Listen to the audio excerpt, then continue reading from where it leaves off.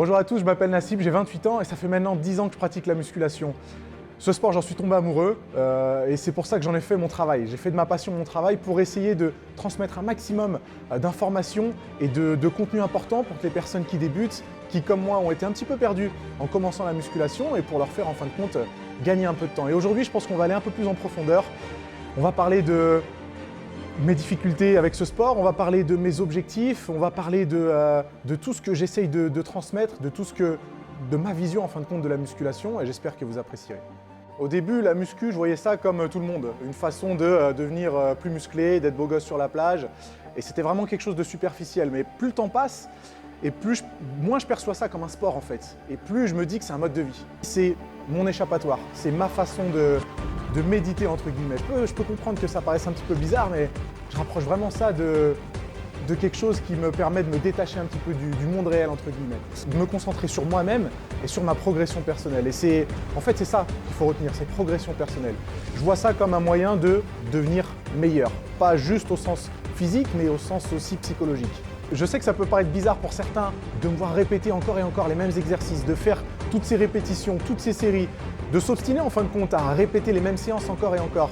Je vais visualiser mon objectif et je sais que ces répétitions, je sais que refaire ces mêmes séances tout en progressant, ça va m'amener là où je veux aller.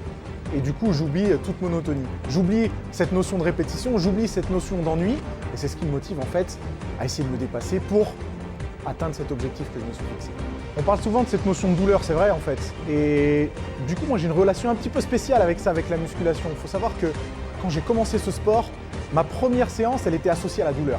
J'ai failli tomber dans les pommes. J'étais avec mon frère, je m'en rappelle, c'était il y a 10 ans déjà. Et j'ai toujours eu en fait ce rapport entre douleur égale progression. Je ne sais pas si c'est une bonne chose, mais en tout cas pour moi, c'est ce qui me motive. C'est ce qui me permet d'avancer.